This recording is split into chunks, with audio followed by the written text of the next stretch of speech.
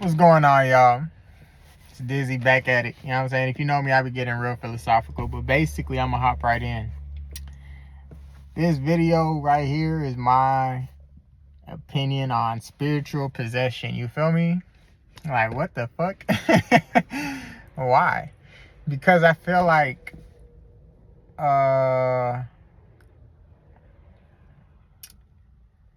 everyone's mind is hypnotized in one form or another. You feel me? But, like, I feel like, in a way, we can kind of look at it as possession. You feel me? And as I get into it, you'll see what I'm saying. So basically, like, I know a lot of people personally, family and shit, that were on drugs, addicted, died, all that. Rest in peace, you feel me? Sad to see, but growing up within and around it, and being like, I'm addicted to weed and shit. So you start to understand that it starts to feel really outside of you, you know? Like, you don't have a choice in the matter, like, or it's really hard to feel like you even have a grip on the addiction, right? So I seen this movie Talk to Me, and it kind of opened my eyes, and I started realizing, like, oh snap, like, each drug is kind of like its own unique spirit, and it possesses people in similar, like, each drug will possess people in the same way. And so that's why it seems like people act outside of themselves. It feels like they can't help themselves from stealing, hurting their own family, friends, everyone that loves them and tries to support them and help them out of, the addiction. So I seen this movie Talk to Me, and it was like showing addiction to spiritual possession. Like, these kids were addicted to getting possessed by spirits. Like, that's what the movie was.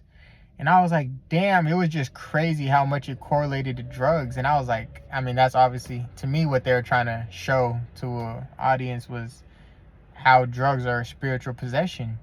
And I was like, oh shit. And so I started realizing, like, all of my favorite songs, I watched like the interviews where artists are explaining how they made these songs. And it seems like there's a large portion of popular music that is made by people consuming drugs. And when they're on the drugs, they reach a flow state in which they feel like it's hard to reach naturally. And in that state, they're able to communicate ideas and feelings on a broader scale. And it's so deep. And when you hear these songs, it makes you feel like, whoa, what is in this song? Like, it feels like these people are in outer space. And in some cases, those very songs will make people feel like going to try the very drugs that induced the song in the first place. And when you look at it like that, that's when I realized, like, oh shit. So it's like meth possessed this person to make a song where they include the message and feeling of meth, and then someone listened to the song and then got possessed by the song to go and try meth. So it's like the spirit was kind of just possessing one person to hypnotize another person, being open to being possessed. And then so it's like a mass possession going on through music. I was like, oh, what the fuck? So I was like, damn. I'm like, there's like a mass spiritual possession going on. So now I'm like starting to understand why people are saying spiritual warfare. Well, I mean, I was understanding it before, but now I'm looking at it in like a whole different way and shit, and like different perspectives. And I was like, oh shit. I'm like, that's crazy. Then I started realizing even more so, like, damn, like, this is why people struggle so much with addiction, is because there's like a whole another spiritual half where it's like you invited a spirit in. You're not just trying to stop a habit, you're trying to kick a spirit out, It's crazy. So boom, gets onto the other half. I've been telling people since we started having phones, like, I remember being like the last kid in the class to have a phone, you feel me? And so, like, I remember it always felt corny as fuck watching kids be on their phone all day when I wasn't allowed to have one.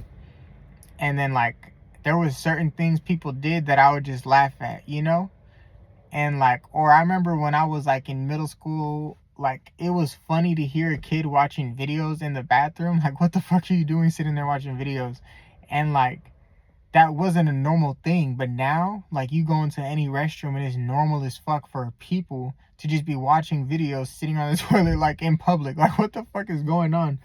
This shit is weird to me still, but like, I do it. You know what I'm saying? I got addicted to technology. Like after I got my phone, I succumbed to peer pressure of people asking me, join this app and this app and this app and play this game and da da da and join this trend and that trend and this means you're cool and you're hip and da da da. Next thing I know, I'm in this fucking worm of the web of the internet and applications and shit. And fully addicted just like everyone else. So I'm not saying to say like I'm above everyone because I don't go on my phone. Nah, like I go on my phone just like everybody else do. But I'm saying that it's like a form of possession, and that I think that computers have a spirit, is a spirit, and that they're possessing people. Because peep it this way, this is how I look at it. Once I started thinking about it like this, like a couple of days ago, I was like, what the fuck? So boom, when you look at like where computers originated, it was in the army, you feel me? And then if you look at even how computer chips are built today, it's like very few manufacturing companies, not companies, but like buildings, like actual fucking warehouses where they're building microchips. It's not that many of them motherfuckers, and it's mad complicated. And then once you start looking at how a chip is built, like once you start zooming in and you start seeing the detail, it starts becoming very prevalent that this is not possible with just there's no way you could build that bitch with just your hands. Like that bitch starts getting like incredibly detailed and distinct and exact. Like the computers are far from an accident. This shit is insane how much detail and precision goes into a fucking computer chip. It's absolutely ridiculous. And we just take it for granted because we've been using them for years and years and years at this point. But when you look at the inception of it, to me, it still seems impossible. Like it seems impossible to me that we grabbed different metals and rocks from the earth and they started motherfucking making pictures and sounds and videos, and we started connecting. Like that shit still don't add up to me. And I understand that's just my ignorance, you feel me? But what I'm saying is I think there's something bigger at play. If you look at ayahuasca and DMT, there's like millions of different plants in the Amazon rainforest, and the native tribes that originally found the different forms of roots and stuff to make the ayahuasca, they said that the spirits told them where to find the plants. They didn't just keep, oh, I know that one and that. No. It was someone taught, like a spirit led them to the understanding of what to do, how to mix it, how to prepare it. And it's far from simple. That's why they're like, we couldn't have even done this. And I think it's the same thing with computers. There's something that was natural from the earth, and it was a spirit that showed people what to do and how to do it. And motherfucking ever since computers have been introduced to the public, motherfuckers have been more and more possessed. And it's gotten absolutely insane over the last 10 years. You feel me? 10 years ago in 2016, people were talking about AI, but we've been talking about artificial intelligence in the public sphere since before I was born. Like The Matrix came out in 99, right? And that's what the fucking movie was about. And so basically, motherfucking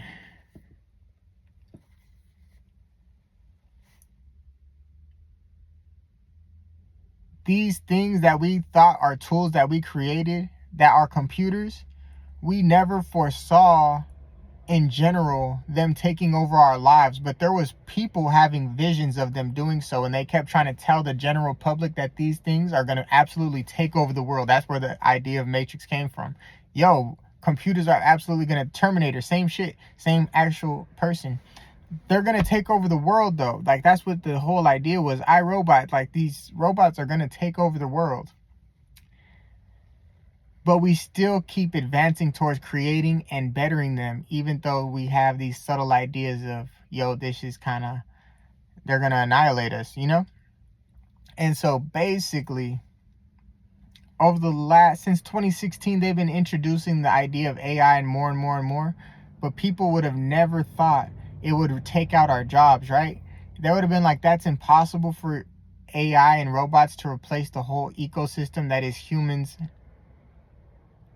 making the world turn. Like, every economy around the world revolves around humans doing work. How the fuck could you possibly replace that, is what most people would have thought. But then they literally pushed stop and had everyone sit indoors, locked down, and it was so depressing that many people unalived themselves and felt incredibly mentally ill and got physically sick from a variety of different things. And 30% of small businesses, 30+%, hella small businesses crumbled. And even though they have like charts of so many small businesses starting up after, most of them are only on the internet and they're not lasting. You know what I'm saying? Like, people just keep trying to create more and more shit. That doesn't mean it's working. So in the last 6 years, they literally pushed stop, forced everybody inside and to use the computer more. And we didn't realize that it was induced. They were trying to make us forced to live off of this computer. Before COVID, we didn't use the computer for everything we need in life. You didn't have to do everything through the DMV on the computer. You didn't have to do everything signing up for a doctor's appointment through the computer. You didn't have to order so much things through the computer. And now it's getting to the point where there's hella stores that are trying to even take out cash and they're trying to make everything through the computer. Everything's going to AI. Everything's going further and further and further. And this started when they pushed stop on COVID. They were able to, well, if they kept people locked down, they increased infrastructure for technology and everything. Like, they were constantly trying to stop human advancement and prepare for the takeover of technology while subverting people's attention through cat memes on the fucking internet like TikTok. You feel me? And so basically, now we're at the point where the government is, if you look on the news on any given day, they are constantly telling you how AI is going to replace so many jobs. They're talking about Trump getting rid of income tax. Why is he getting rid of income tax? Because if nobody has a job, they can't fucking get taxed on the jobs that they don't have. So you don't have revenue to pay for the country. Because a lot of people think their income tax pays for the country when it fucking doesn't. Printing money like they fucking do pays for the country. Whatever they fucking need, they just print. But basically, people are just falling into this idea that it's okay, that we don't even have a choice, that we're giving up all these jobs. But all we have to do is stop investing in using fucking computers. But niggas is so addicted that we can't stop using computers. And every idea that people have is, well, we got to include it technology. This has to have a website and an app and so it's like we've become encapsulated and locked into an ecosystem that is trying to subvert us. And people are still blind. Not everyone, a lot of people realize, but people don't realize how to stop. And it's not even that people don't realize how to stop. Most people aren't the contributing forces. The fact that money is controlled, 90% of money is controlled by like 10% of people. And that large disparity in wealth distribution is what's leading to the disparity in control over the choice of advancement of AI. We don't necessarily have the choice whether or not we want to advance AI, because the people with the billions of dollars are investing into it and investing into our addiction to it.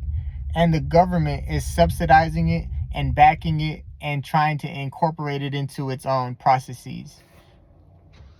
That's the Dizzy Talk. That's spiritual possession, though. That's spiritual possession on a real note. Motherfucking people are so possessed that they're subverting their own society and allowing their own lives to crumble, And it's not just the people in control. Like, people are falling for AI, like using it as a therapist and then having their mind warped. It's like it's creating mental illness. Like I was watching Dr. K, he's a psychiatrist who was explaining how a normal question he has to ask people when helping them is if they're taking any drugs, because he needs to know the state of their mind, if it's anything is altering it. But he said AI has become so powerful on the human mind that he now has to ask people if they're consuming or using AI, because that he needs to understand that in order to be able to help them, because it's warping people's minds. It's not it's like it's necessary in the same way it's necessary to know whether or not someone is consuming drugs, which is crazy because both are perspective altering activities, you know? Absolutely insane. But that's why I believe drugs are a spiritual possession, but also computers have a spirit and it's possessing the society at large. But I'd say that's my perspective in California, because I have not been to most states most of the time, you feel me? So I don't know how other people are living, but I just know the agendas that I see being pushed in my area, you feel me? Type shit.